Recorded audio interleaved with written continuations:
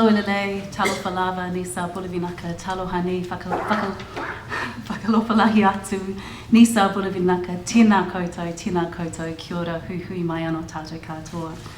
I was just thinking that, unlike Jonathan Boston, I may require some introduction.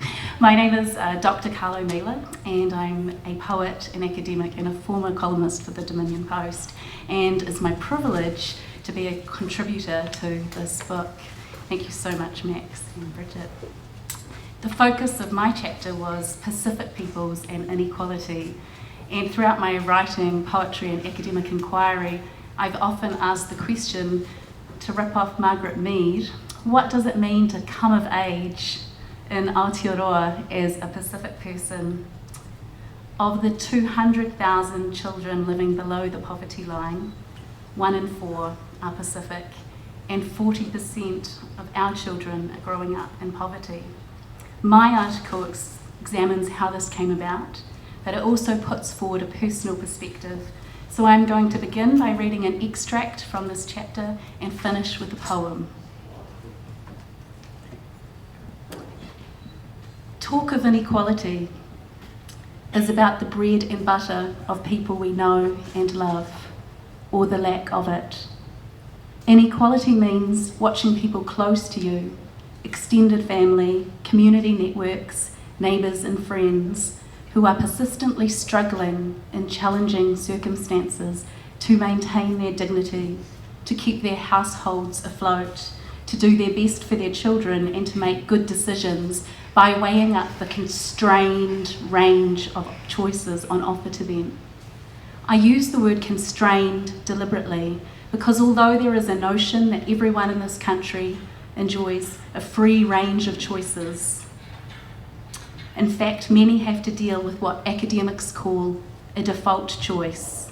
People with limited resources are forced to choose less than optimum options by default through lack of knowledge, resources, time, local facilities, or power.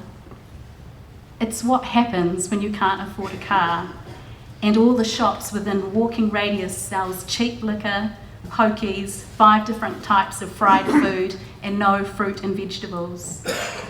It's what happens when the schools around you serve up an accent to your 5-year-old so that he sounds like Jake the Muss off Once Were Warriors and learns not to make eye contact with adults rather than literacy and numeracy. It is what happens when he comes home and asks you why he has a black face. It is what happens when you don't feel safe walking down your streets unless you have gang protection, and 4 out of 5 of the older boys, brothers and cousins you admire are already finding that this is the only sphere in which they shine, in which they are respected, accepted and recognised as productive and powerful.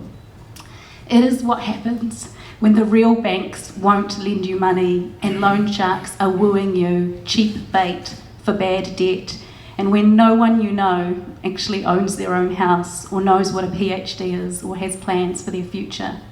And most of your time is spent making sure you can put food on the table and the power won't get cut off. And you know there is no money for extras like Saturday sports for your talented children because you can't afford boots or fees or swimming lessons or class photos or lucky book club books. And your children already know that there are things in life that are beyond their reach, that are not for them, and they are already feeling it in ways that make them burn inside.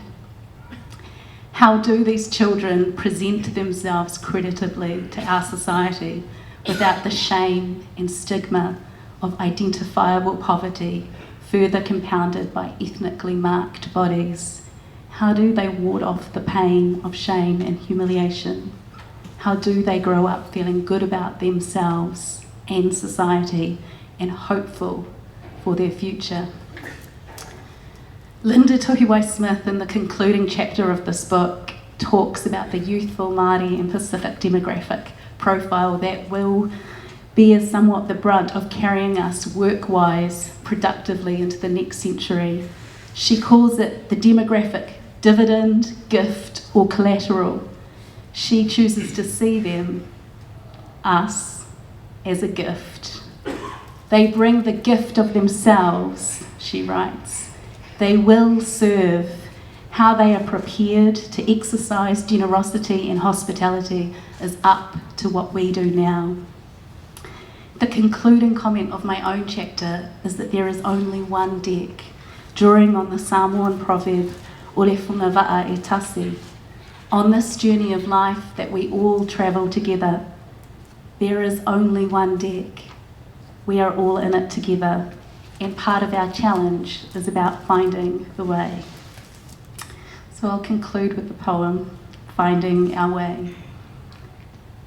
Make sure you navigate today with a vision that connects you to what really matters. Te a koera I te rapa I te oi.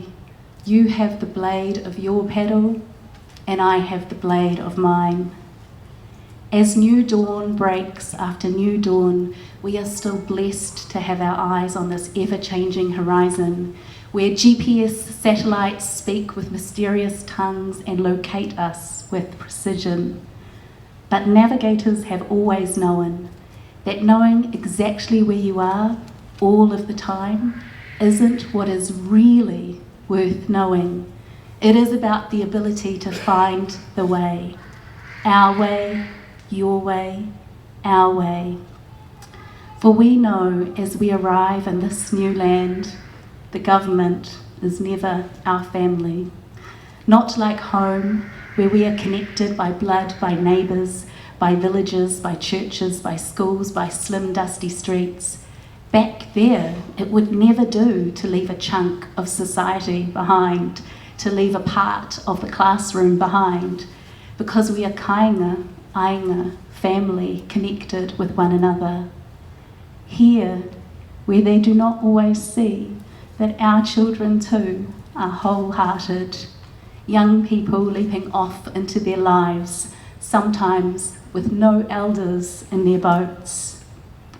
We do not have a generation to waste. You have the blade of your paddle, and I have the blade of mine. But what are our points of reference when celestial blueprints are lost in dimly lit skies, and when we find ourselves in single file city streets? How do we move as a collective? How do we find our pathways to each other? How do we not get lost in the narrow corridors of state houses, deciled and deprived?